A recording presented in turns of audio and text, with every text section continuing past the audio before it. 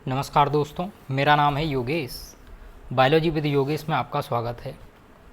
जैसा कि हम अपनी सीरीज़ में आगे बढ़ रहे थे, उसमें हमने ब्लड कंप्लीट कर लिया था और उसके बाद ब्लड के जितने भी ब्लड ग्रुप सिस्टम थे वो हम कंप्लीट कर चुके थे, जिसमें ABO ब्लड ग्रुप और RH ब्लड ग्रुप। और नेक्स्ट आज हम देखेंगे ब्लड ट्रांसफ्यूज़न। तो जितने भी ब्लड ट्रांसफ्यूज़न से रिलेटेड जितने भी केस होंगे ब्लड डोनेट करने के लिए, वो सारे केस आज हम देखेंगे। चलिए शुरू करते हैं।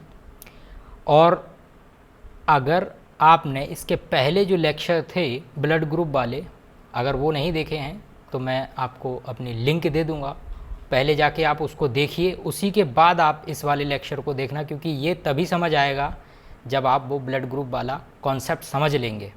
तो चलिए देखते हैं कौन कौन से केस बनेंगे। तो जैसा कि ब्लड ट्रांसफ्यूजन को मैंने यहाँ पे चार्ट के जरिए 3 पार्ट में डिवाइड कर रखा है, तो क्या क्या केस बनेंगे वो देख लेते हैं।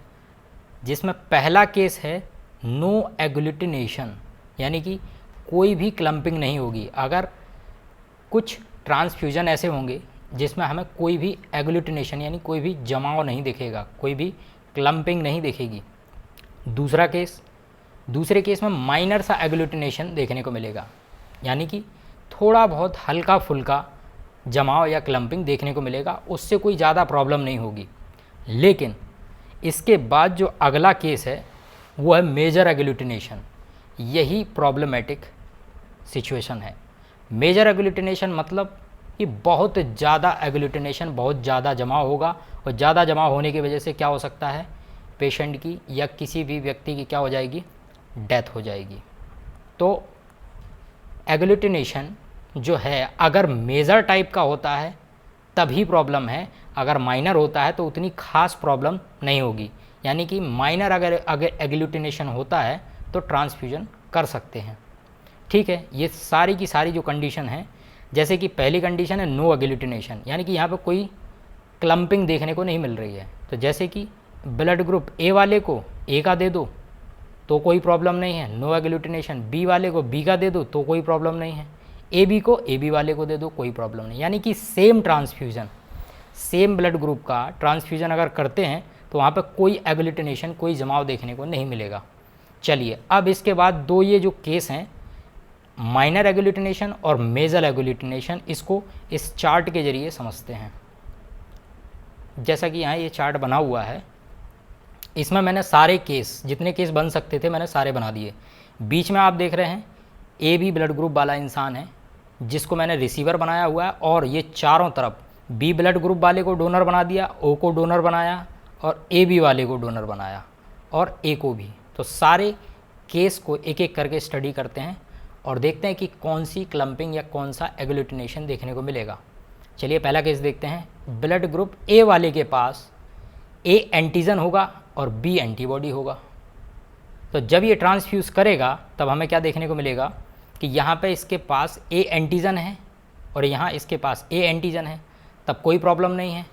और बी एंटीबॉडी है और यहाँ बी एंटीजन है, यानी कि यहाँ पे एग्लूटिनेशन तो होगा लेकिन माइनर एग्लूटिनेशन देखने को मिलेगा। क्यों मिलेगा?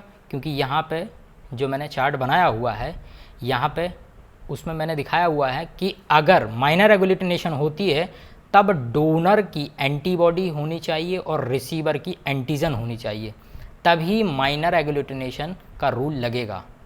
ठीक है, जैसे कहा डोनर का एंटीबॉडी, रिसीवर का एंटीजन। तो देख लो यहाँ पे ये डोनर है, ये डोनर है, डोनर की एंटीबॉडी है ना, तभी तो ये क्या कर रहा है, माइनर एग्लूटिनेशन, यानी हल्का फुल्का एग्लूटिनेशन होगा, ज़्यादा दिक्कत नहीं है, ये ट्रांसफ्यूज़ कर सकते हैं। उसी तरीके से यहाँ देखिए ये बी ब्लड ग्रुप वाला है जिसमें क्या होगा, बी एंटीजन होगी, ए एंटीबॉडी होगा। तो यहाँ देख लो ये बी एंटीजन यहाँ है, बी एंटीजन यहाँ है, और ए एंटीबॉडी ये है और ए एंटीजन ये है, यानी कि ये इसके साथ एग्लूटिनेट करेगा। लेकिन प्रॉब्लम नहीं है क्योंकि मेजर एग्लूटिनेशन देखने को नहीं मिलेगा, ओनली माइनर एग्लूटिनेशन देखने को मिलेगा, यानी कोई प्रॉब्लम नहीं है। इन चारों के चारों केस में कोई भी मेजर एग्लूटिनेशन देखने को नहीं मिलेगा। और जैसे कि एक और कंडीशन यहाँ देखिए, ए बी वाला है, ए बी वाले को दे रहा है तो नो एग्लूटिनेशन, ये तो देखा था, सेम है, सेम में कोई एग्लूटिनेशन होता नहीं है तो भी कोई प्रॉब्लम नहीं है। यानी कि इन चारों के चारों केस में ए बी ब्लड ग्रुप वाला सबका ब्लड ले सकता है।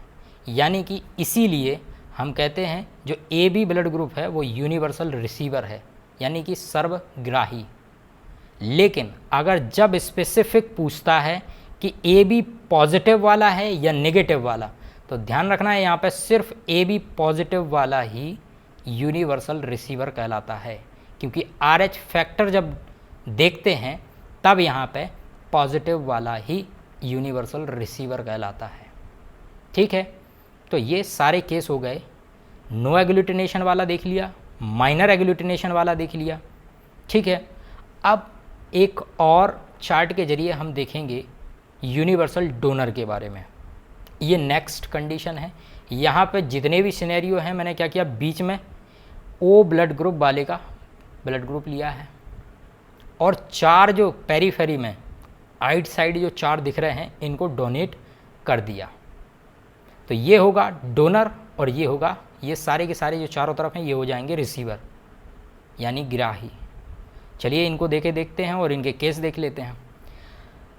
ओ है यानी कि ए एंटीबॉडी है, बी एंटीबॉडी है, कोई भी एंटीजन नहीं होगा क्योंकि ओ है यानी 0 है, कोई भी एंटीजन नहीं है। अब इसको ट्रांसफ्यूज़ करके देखते हैं ए वाले को। ए के पास क्या होगा, ए एंटीजन होगा, बी एंटीबॉडी होगा। अब यहाँ पे ये एंटीजन बी एंटीबॉडी जो है वो किसके साथ, बी एंटीबॉडी के साथ कोई क्लम्पिंग करेगा नहीं। ए एंटीबॉडी है वो ए एंटीजन के साथ क्लम्पिंग करेगा, लेकिन एक ही कर रहा है तो क्या होगा, माइनर एग्लूटिनेशन होगा। सेम यहाँ पे भी यही होगा, माइनर एग्लूटिनेशन। यहाँ सेम कंडीशन है, ओ वाले को दे रहा है तो कोई भी प्रॉब्लम नहीं होगी। यानी इन सारी कंडीशन में ओ वाला सबको देने के लायक है या सबको देने के लिए क्षमता रखता है। इसीलिए जो ओ ब्लड ग्रुप है वो कहलाता है यूनिवर्सल डोनर यानी सर्वदाता। लेकिन सेम यहाँ पे भी अगर RH के फेवर में अगर हम बात करें, RH ब्लड ग्रुप के बारे में, तो यहाँ पे सिर्फ ओ नेगेटिव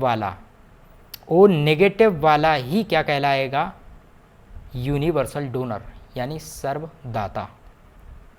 ठीक है, तो यहाँ एक कंडीशन अगर आप देख पा रहे हो तो इसको मैंने बताया था यहाँ पे कि अगर जब भी हम माइनर एग्लूटिनेशन देखेंगे तो डोनर के पास एंटीबॉडी होनी चाहिए और रिसीवर के पास एंटीजन, और ये क्या कर जाएं, क्लम्पिंग कर जाएं, बाइंड कर जाएं, तो ये होगा माइनर एग्लूटिनेशन।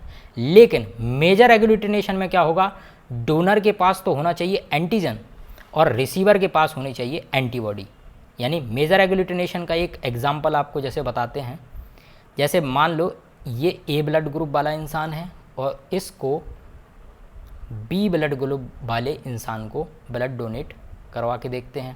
ये ए ब्लड ग्रुप है, इसके पास क्या होगा, ए एंटीजन मौजूद होगा और बी एंटीबॉडी होगा, और इस बी ब्लड ग्रुप वाले के पास क्या होगा, बी एंटीजन मौजूद होगा इसके सरफेस पे, और इसकी प्लाज्मा में ए एंटीबॉडी मौजूद होगा, ए एंटीबॉडी। अब देखो ए एंटीजन किसके साथ बाइंड करेगा, ए एंटीबॉडी के साथ क्लम्पिंग कर लेगा। बी एंटीबॉडी किसके साथ करेगा, बी एंटीजन के साथ क्लम्पिंग कर लेगा। यानी यहाँ आप देख रहे हैं दोनों के दोनों एक दूसरे के साथ क्लम्पिंग कर ले रहे हैं। यानी कि ये कंडीशन होगी मेजर एग्लूटिनेशन वाली। चाहे आप बी वाले का ए को दे दो, चाहे ए वाले का बी को दे दो, दोनों ही कंडीशन में मेजर एग्लूटिनेशन देखने को मिलेगा।